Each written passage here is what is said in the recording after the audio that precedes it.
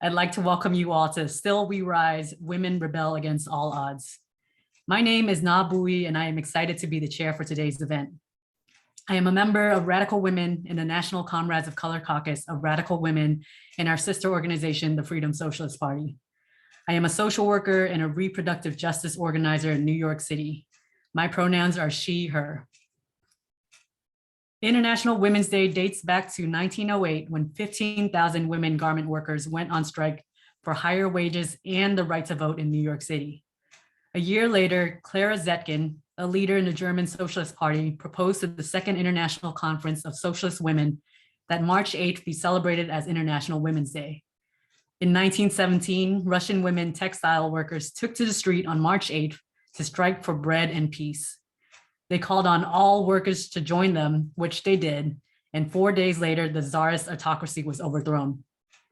Even though the day has been celebrated around the world for over a century, it's barely been recognized in the US until recently, except by socialist feminists like Radical Women.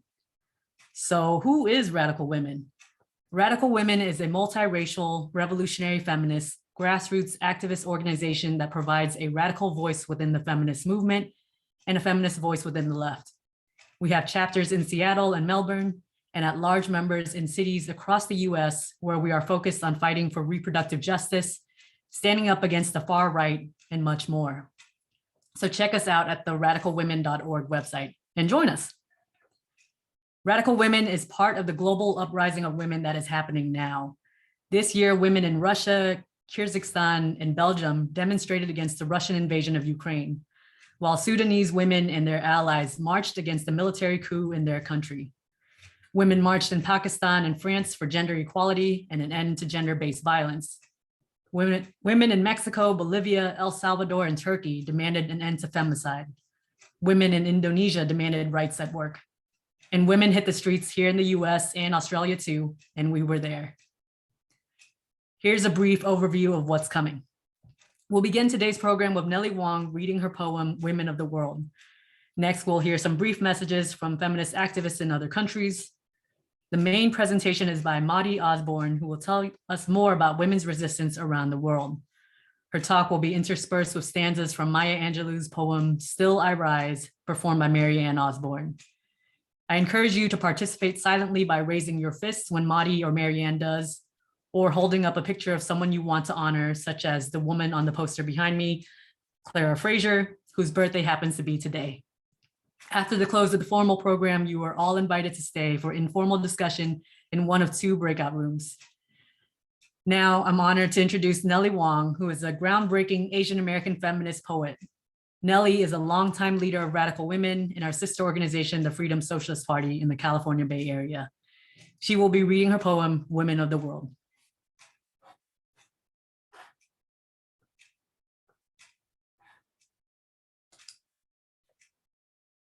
Oh, Nellie is muted.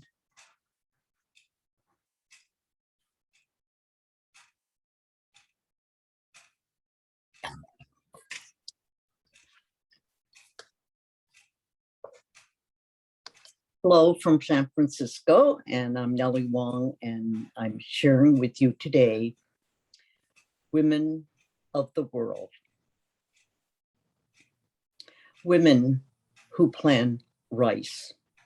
Women who sew pants, women who weave rugs, women who compose songs, women who launder, who wash and wash, women who clean rooms, who dig ditches, women who agitate for a living wage, women who give their bodies, women who invent, women who dance, women who work, and all women work. Women who sacrifice sleep, women who weld, who paint, who doctor, women who see with their ears, hear with their eyes, women who resist their brains and bodies in united fronts, women who build coalitions, women who organize, strategize, materialize, women who teach, who learn, women who are migrants, refugees escaping violence against their bodies, their children's lives, women who fight against sexual slavery, women who abort, who choose, women who act for clean water, clear skies, for education for all, women who lead to end wars that promulgate profits, destruction, women who cross borders, women, she, they, we, women of the world unite. We are waves, rivers, mountains, we who cover the earth, fighting to be free. Thank you. Beautiful. Thank you, Nellie. And I see some silent applause from the audience. Thank you. Thank you. And here are some greetings from women of the world to our gathering today. First up, we have an International Women's Day message from the Women's Assemblies of the People's Democratic Congress, HDK, in Turkey. Dear radical women of the United States and Australia, in this challenging period, when we have to be on guard in the face of incessant attacks on the rights we already gained and those which we claim, we value feminist transnational solidarity more than ever. As the autocrats, fascists, and warmongers try to keep their vested interests intact by means of sheer violence, patriarchal rhetoric, and policies, we are well aware of the power of feminist activism at local and transnational levels. We hold feminist sisterhood and friendship close to our hearts and keep them at the center of our activism. As the HDK Women's Assemblies from Turkey, we share the feminist stance and the hopes for a future defined by equality and freedom. And now we have greetings from Mujeres por la Libertad, Women for Freedom in Argentina. Dear radical women comrades, we salute the resistance of women who fight for our rights in the very bowels of the empire. Together with you, we raise our voices in solidarity with the people of Ukraine and Russia who demand the withdrawal of the Russian army and oppose the warmongering by NATO forces. 111 years after the first International Women's Day, patriarchal violence and femicide are increasing, and our economic and social rights are being attacked with greater violence. We face unprecedented economic crisis and environmental disaster and wars caused by the insatiable greed of capitalism. This March 8th, strengthened by the historic mobilization led by women in our country, we raise the flags of those who preceded us, marking the path to fight for our liberation and that of all the exploited and oppressed in the struggle to end the capitalist patriarchal system and build on its ruins a free and egalitarian society, a socialist world. We are part of the uprising of women around the world. United and organized, our revolution will not stop. The humble, the most oppressed and exploited will finally win. Thank you to our sisters in Turkey and Argentina for their greetings. Next up, we have MAUDIE Osborne and MERRI ANN Osborne, no relation. MAUDIE Osborne has been a community organizer since the age of 17, when she joined a long-running defense of Melbourne's fertility control clinic and met radical women. Her activism has included justice for workers, First Nations, LGBTIQA folks, and refugees. Working 2 jobs in retail, MAUDIE is a member of the Retail and Fast Food Workers Union, where she has been immersed in anti-sexism campaigns and organizing for a COVID-safe workplace. Her passion for movies and media has led her to become a filmmaker and producer and a volunteer at her local community radio station. MERRI ANN Osborne is the executive director of the Mahogany Project, which provides a platform for Black artistic voices. She is both a writer and performer and is currently working on a number of theater and film projects. MERRI ANN has lived, traveled, and performed around the US and abroad, all of which inspires her to write about the intersections of culture, history, and social issues. Previously, she worked as an advocate for young adults, homeless families, refugees, and immigrants. She's a member of the African American Writers Alliance in Seattle, a strong feminist, and a longtime friend of radical women. As a reminder, when we transition from MAUDIE to MERRI ANN and back again, they'll raise their fists, and we invite you to join them in the way you wish.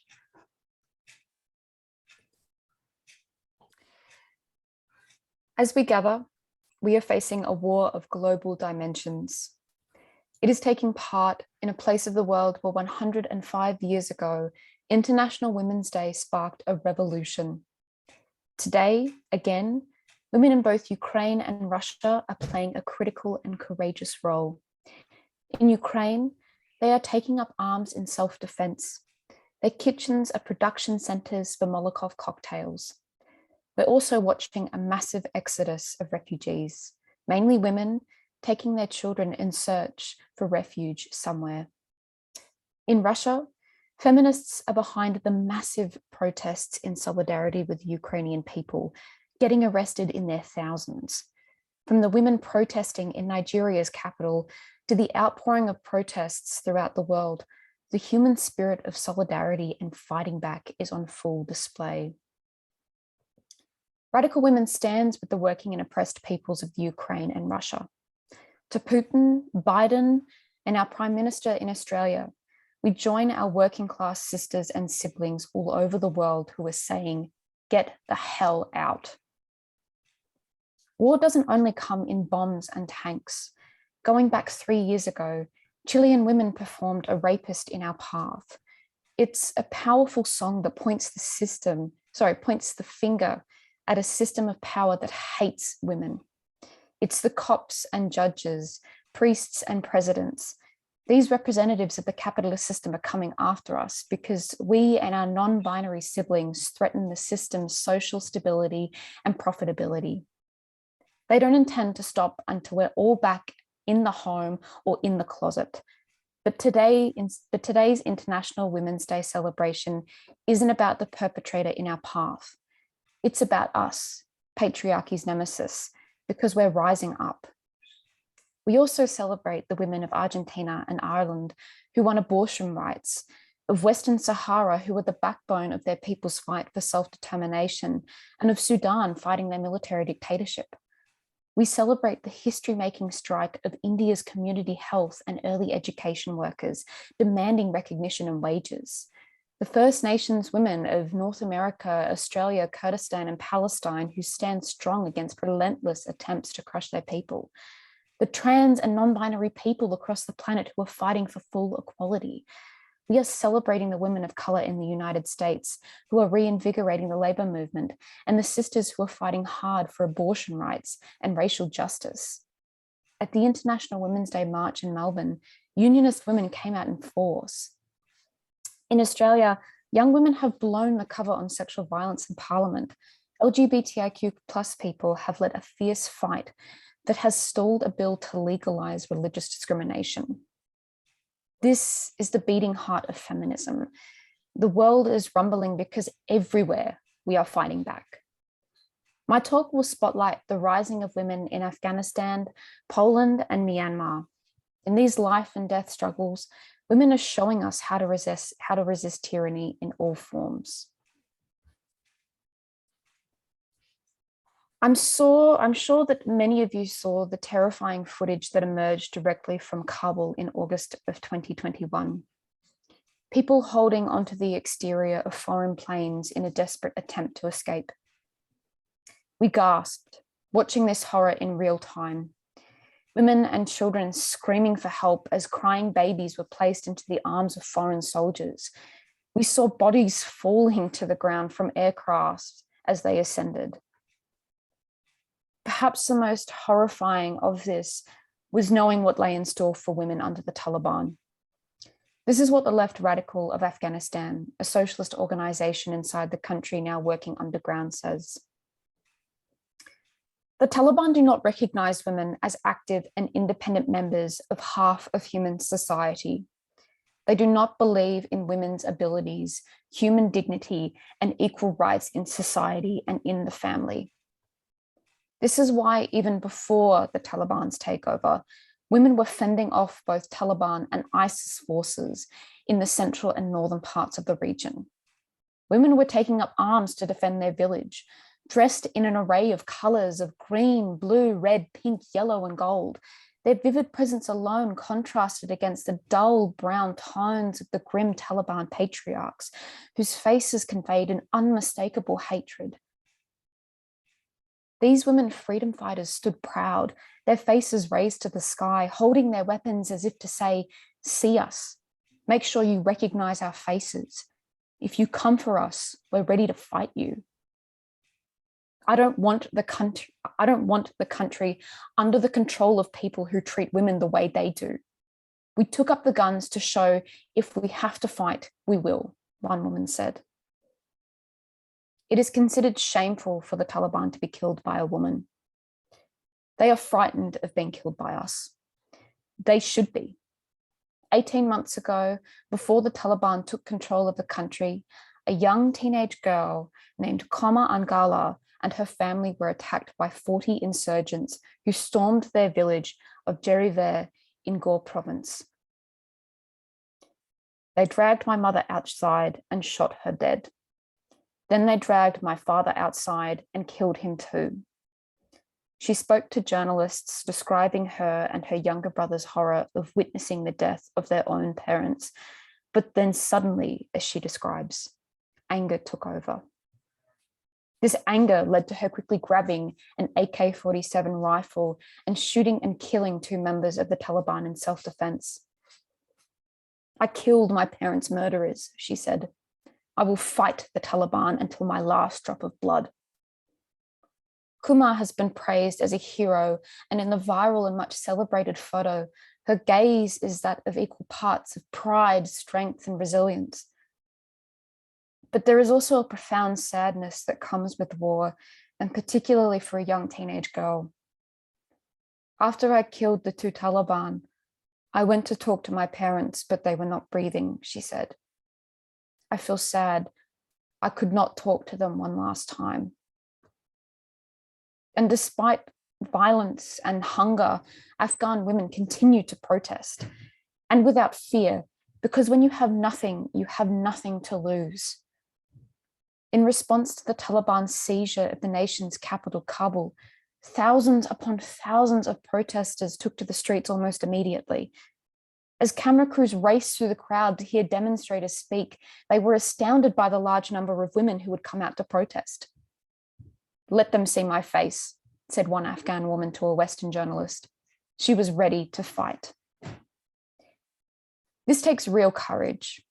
I work alongside an incredible woman who works for an organization that assists atheists escaping secular religious dictatorships. They're inundated with applications from Afghanistan. She has spoken to me about receiving footage directly from Kabul of bodies hanging from cranes which the Taliban drive up and down Kabul's main square. She tells me about messages young people begging for help to get them out of the country. Tragically, many have had family members and friends disappear, only for their bodies to be found in the desert. Yet, women marched in the streets. Under a barrage of Taliban bullets, they chant, "We want freedom. We want to work. We want bread. Our children want food. Release our money." They demand that the schools be reopened. They paint these slogans on the walls around Kabul. That's the streets. In their homes, they're secretly running schools. And still, the women of Afghanistan rise. You may write me down in history with your bitter, twisted lies. You may trod me in the very dirt, but still, like dust, I rise. Does my sassiness upset you? Why are you beset with gloom? 'Cause I walk like I've got oil wells pumping in my living room. Just like moons and suns, with the certainty of tides, just like hopes springing high, still I'll rise. With the certainty of the tides, women also resist attempts to control their bodies. The battle for abortion access is raging in Poland, where the far-right governing party, Law and Justice Party, in league with the Catholic Church, has waged a full-scale assault on women. The Polish Supreme Court's near total ban on abortion came into effect in January last year, and hundreds of thousands hit the streets despite the pandemic. The nation's capital was transformed into a spectacle of lights. Women held giant placards that read, "Not going back," and "I wish I could have bought my government." They were met with the full force of police who violently assaulted, tear-gassed, and arrested them. Egged on by the government, neo-fascists hunted them down with stones and baseball bats. In answering a reporter, young protester Gabriela Stepiniak expressed what most of Poland's population wants. "I want us to have our basic rights, the right to decide about our bodies, the right to decide what we want to do and if we want to bear children, and in what circumstances to have children." Among the protest symbols is the red lightning bolt. This is the logo of the women's strike, which has been an organizer of the protests. Another is the black umbrella, originating from earlier protests of women dressed in black, which became known as black protests. The largest were held in the rain when the 2020 protests forced the government to indefinitely suspend the court ruling. Demonstrators vowed, "We're not closing our umbrellas." Any threat to reproductive rights brings back out the black umbrellas. They came out again in November of 2021 after the death of 30-year-old Isabella. Forced to wait for her fetus to die from lack of enough amniotic fluid, her heart stopped. Thousands upon thousands of protesters chanted, "Her heart was beating too." Their tears were atmospheric, as though they were the substitute of rain for that grey, cold day. A woman who shared the hospital room with Isabella told a reporter, "I can still hear her words to this day, that she wants to live, that she doesn't want to die, that she has people to live for." More black protests broke out again in late January this year after the death of 37-year-old Agnieszka, forced to carry her dying twin fetuses. State repression and far-right vigilantes can't stop the movement, and protest has taken many forms. Pink and red scissors are plastered around cities across Poland, giving women the number of abortion without borders. People are painting the number on churches and bus shelters. It's chanted at protests. Reproductive rights warriors and their LGBTIQ+ siblings have joined in a common cause. The Law and Justice Party and the Catholic Church have smeared LGBTQ rights as an ideology worse than communism. Across Poland, young women supported by the LGBTIQ+ community have turned the massive protests into the street blockades and taken them into churches. Many doctors have been organizing with groups like the Women's Strike to secretly resist the law, despite the fact that these doctors could lose their jobs and medical license or face up to 8 years imprisonment. Some are still providing abortions.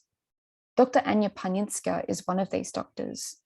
When asked if she was afraid of continuing to practice abortions in Poland in 2020, she responded calmly, "Actually, I'm not afraid. I feel deeply inside that I am doing the right thing." This war for reproductive justice unites us as women and non-binary folks everywhere. The global profit system would fall to pieces if we controlled our bodies. Capitalism depends on women's unpaid labor to raise its workers and on our insecure, underpaid labor in the workplace. This requires strict gender and sexual roles. That Poland's young reproductive justice and LGBTIQ+ liberation warriors have joined in struggle is powerful. And still, they rise. Did you want to see me broken? Bowed head and lowered eyes, shoulders falling down like teardrops, weakened by my soulful cries? Does my haughtiness offend you? Don't you take it awful hard? 'Cause I laugh like I've got gold mines digging in my own backyard.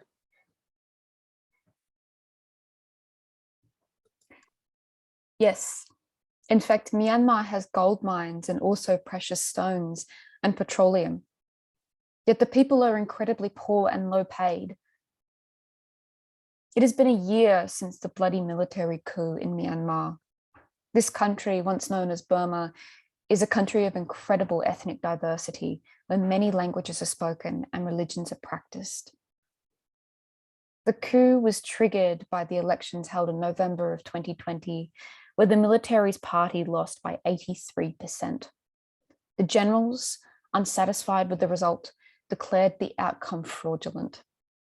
Overnight on February 1st, 2021, the elected civilian government of Aung San Suu Kyi was disposed. Ethnic minority activists, female garment workers, and students immediately took to the streets in outrage. Since then, protest has grown to civil war. From the beginning, the strongest resistance against the military came from organized militant workers, many from independent unions that represented garment workers, teachers, and medical staff. 26-year-old Khan Mani, who was a textile worker, union leader, and chairwoman for the Garment Factory Workers Association, said that because of her participation in the protests, she has been subject to sexist attacks by her bosses.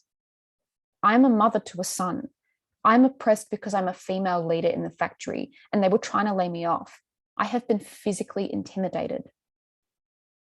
Despite the persecution she faced for attending the demonstrations, as well as encouraging other garment workers to join her, she refused to be bullied into submission.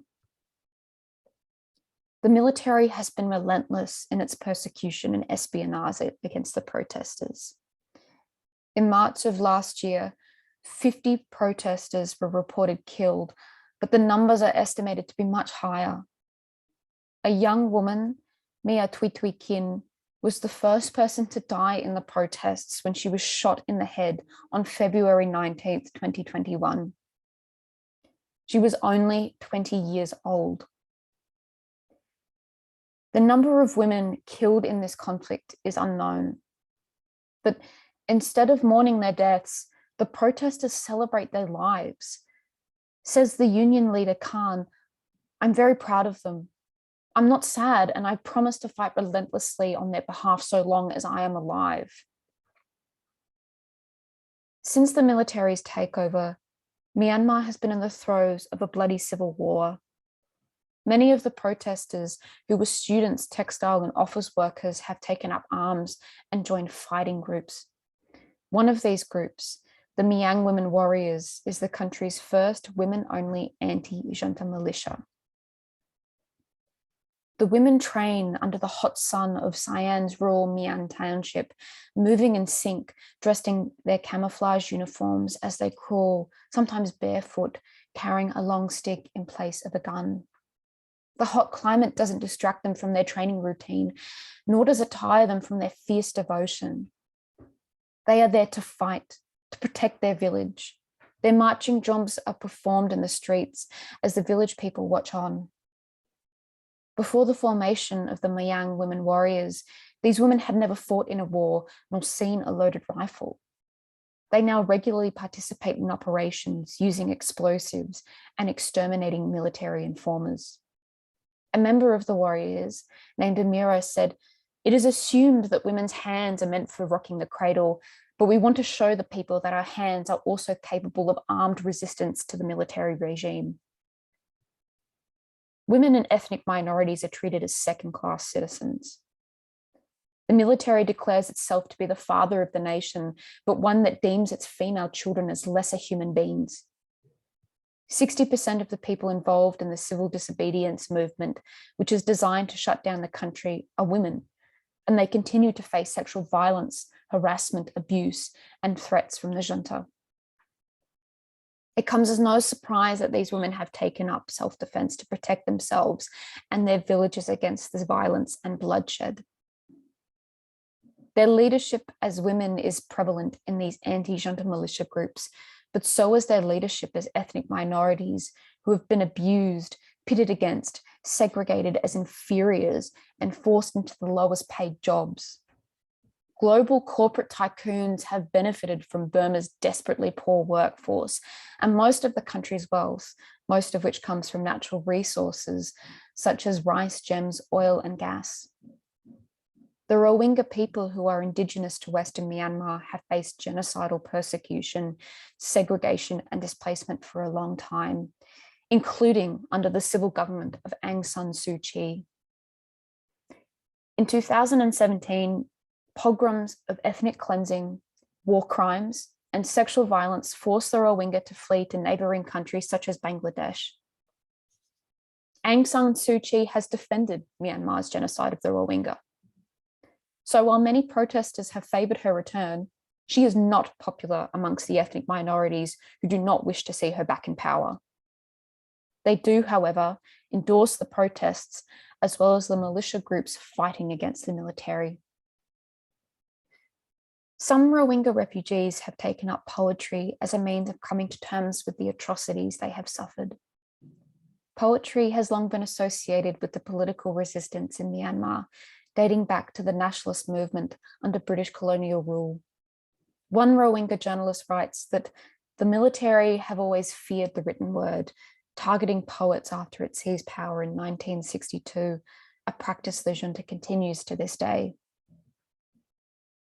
This poem by Lamuti Khan encapsulates the solidarity between the Rohingya poets in refugee camps and the protesters fighting the military.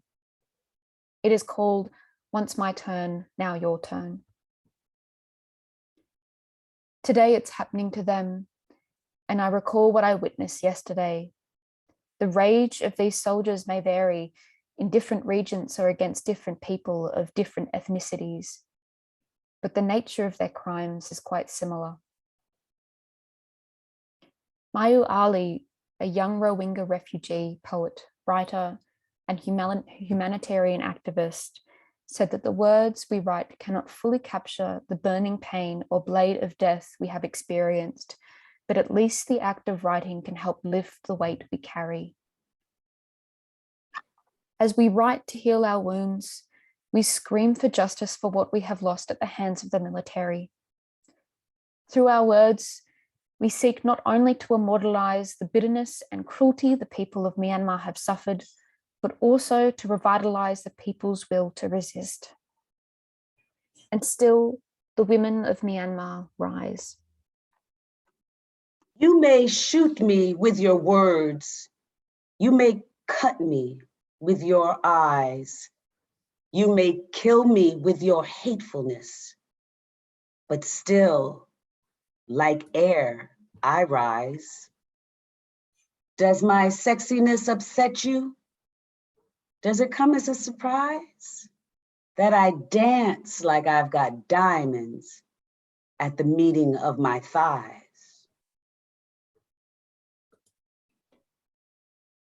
The bright diamonds of resistance gives us hope.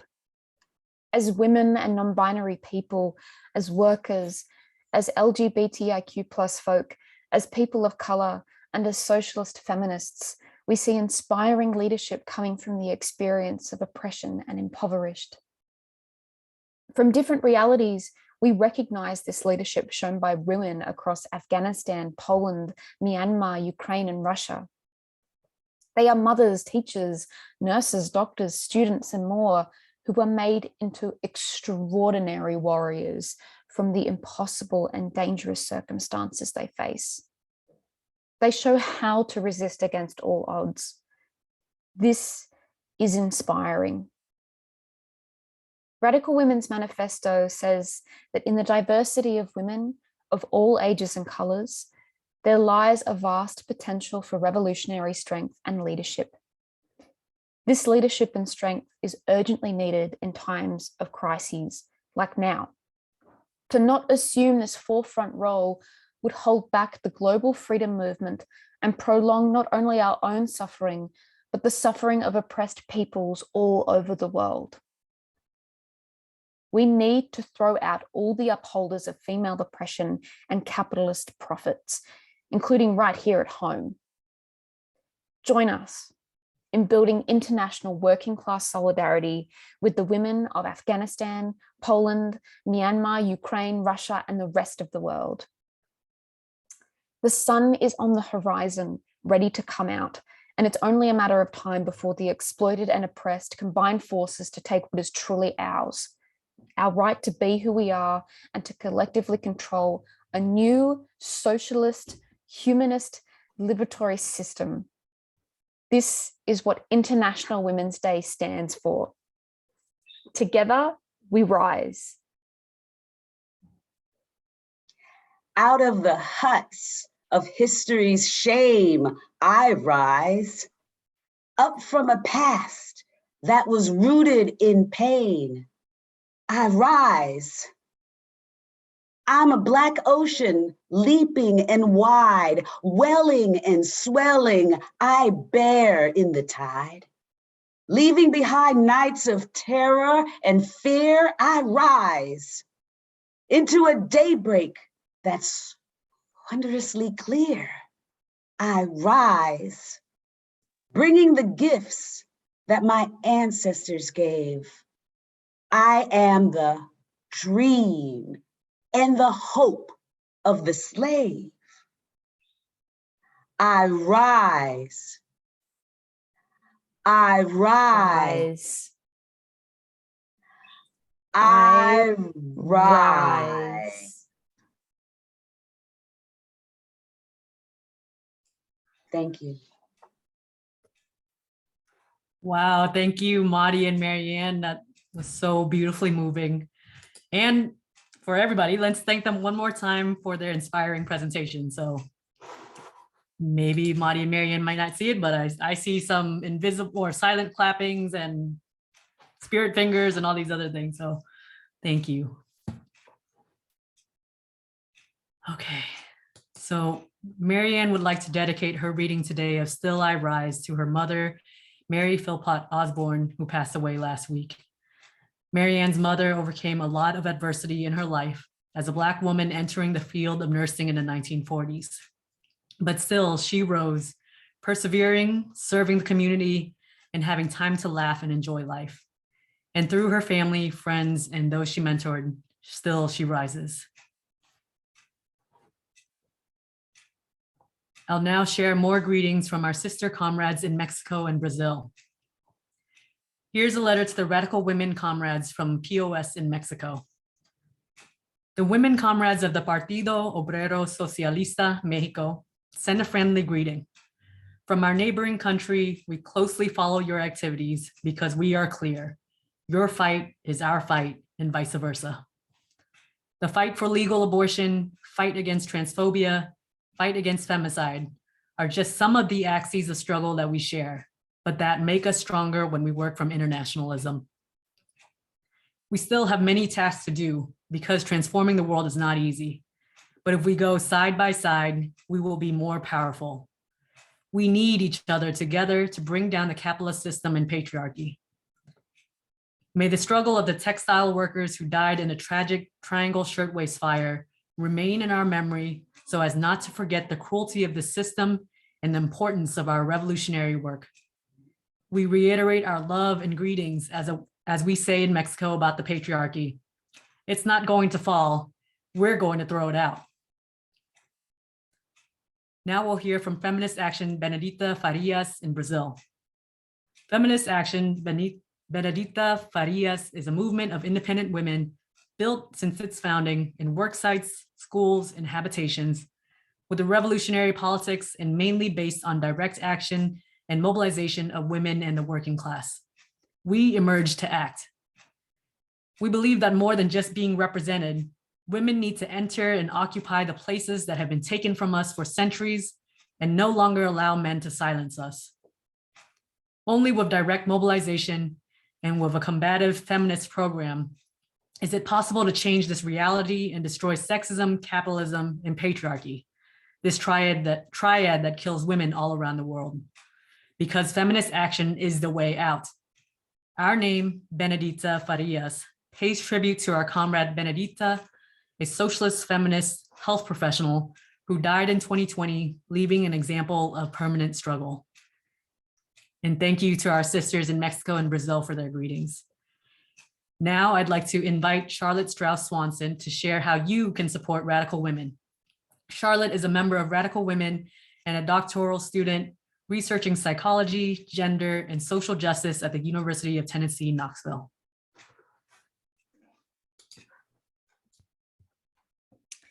Wow, what a great program. This has been just such a wonderful evening so far. Thank you to everyone for participating. I hope you all have been enjoying the event as much as I have. So my name is Charlotte Strauss Swanson, and I've been a member of Radical Women for many years. I joined because I was looking for an organization that was feminist, but more than that, a grassroots activist organization that was socialist feminist.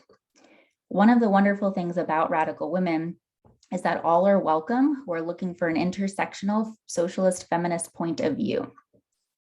I myself am a doctoral student in psychology, training to be a counselor. And what I love about Radical Women is that it's really offered me a perspective that you don't get in an academic program, and just has really helped me to broaden my lens on social justice.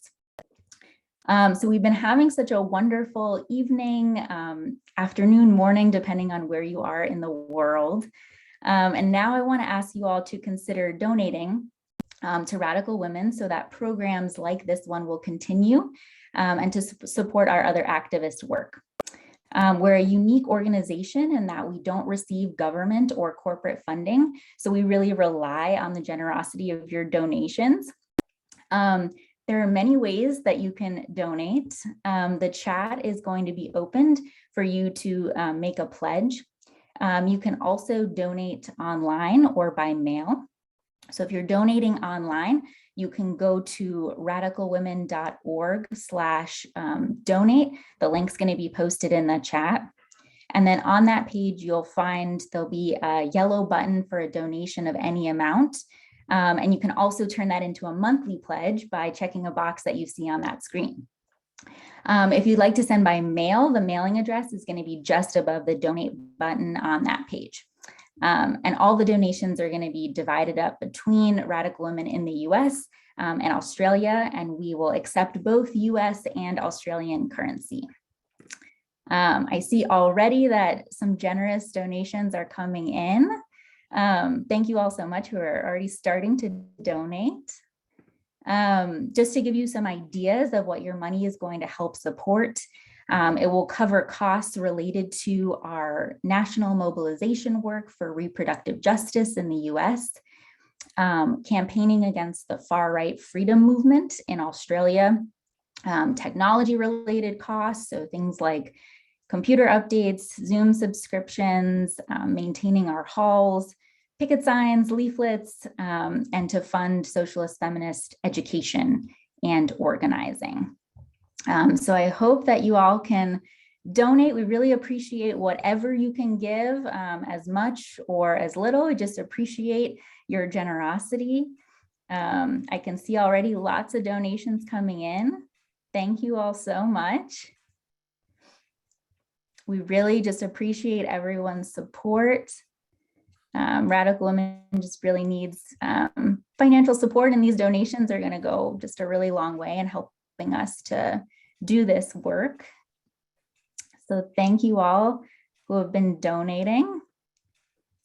And again, there are different ways that you can donate. So you can put your pledge in the chat.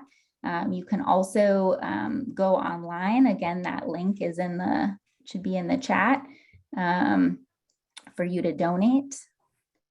And then again, you can also use the mailing address that's on that website if you'd like to mail in your donation.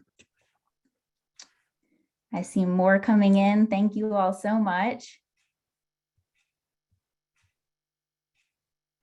And again, you know, we appreciate whatever you can give, much or as little.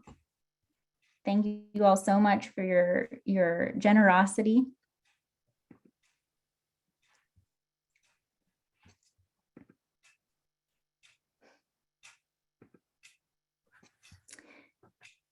So I want to thank everyone for giving, and the total is going to be tallied, and then It'll be announced and shared with everyone before the close of the program tonight. So thank you all again. Thank you, Charlotte. So I just wanted to give credit to people who privately messaged me as opposed to putting it out on the chat, because, you know, get to know what you're generously donating. Sandra MacKAY put in $50 US. Peter Murray from Melbourne put in 25 Australian US dollars, and Kathy Sletback, I apologize if I'm messing up your name, $50. Okay, so thank you again for all your generous donations. We'll have a tally of that later. You can learn about this important work in our newspaper, The Freedom Socialist. Here's the most recent issue with articles including this front page story on the fight radical women is waging to save the right to abortion, and another by working mom Miriam Padilla on why we need publicly funded childcare. You can subscribe for a whole year at the low cost of $10 US or 16 Australian dollars. On that page, you can also subscribe to the Freedom Socialist Organizer by our Melbourne comrades. The link to subscribe is in the chat. All right, on to announcements about how you can get involved with Radical Women. All the links with more details will be placed in the chat. We'll also send these out in an email following the event. Radical Women Australia will be hosting a study group on the far right then and now, applying the lessons of history to stop the, quote, freedom movement. This discussion series will examine how populist movements emerge and veer toward outright fascism, and also look at history to see how the far right can be defeated. It starts on March 23rd and will meet every other Wednesday until May 4th. The next meeting of US Radical Women will be on Sunday, March 20th over Zoom. The meeting will discuss the situation of women in Ukraine and anti-war feminists in Russia. We will take a look at new national developments in organizing for reproductive rights and provide a political characterization of Ketanji Brown Jackson, the Black woman judge who is Biden's nominee for Supreme Court. All right. And the next Seattle Radical Women meeting on Say No to Banning Books, the latest war in education, will be on Thursday, March 17th over Zoom. The meeting will feature two educators discussing their fight against censorship in local schools. They will discuss how this relates to attacks on critical race theory and LGBTQ+ folks, and the book banning movement's relationship to the far right. And last, but certainly not least, join Radical Women. You are wanted and needed. Check out the Radical Women Manifesto and the Radical Women website at radicalwomen.org and contact the chapter nearest you to get involved. We'll put the links in the chat. Okay, so to close out our formal program, we have Sandra MacKAY, who will be singing Bread and Roses. If you know the lyrics, please sing along silently. Sandra is a retired professional oboe player, originally from Scotland, and a Radical Women spark plug in the Bay Area. Take it away, Sandra. Okay. Thank you all so much. Oh my goodness, I had my hanky out there. What a moving and inspiring evening we are all having. So I just wanted to let you know that just a little background of Bread and Roses. So the slogan, "We want bread and roses too," came out of battles by women workers, of course, and suffragists, of course, in the United States. It may have first been seen on a sign during a strike by thousands of Chicago garment workers way back in 1910. Wow. The demand is also associated with a banner seen during the Lawrence, Massachusetts textile strike, which is one of the huge strikes commemorated on International Women's Day. Originally written as a poem by James Oppenheim in 1911, it was set to music by Caroline Colsatt in 1917. So just imagine you're out there on the picket lines, you've got your banner, you're with hundreds of women striking for freedom, striking for rights that we shouldn't have to strike for, and it's still going on today. As we come marching, marching, marching in the beauty of the day, a million darkened kitchens, 1,000 mill lofts gray, are touched with all the radiance that a sudden sun discloses. For the people hear us singing, bread and roses, bread and roses. As we come marching, marching, we battle too for men.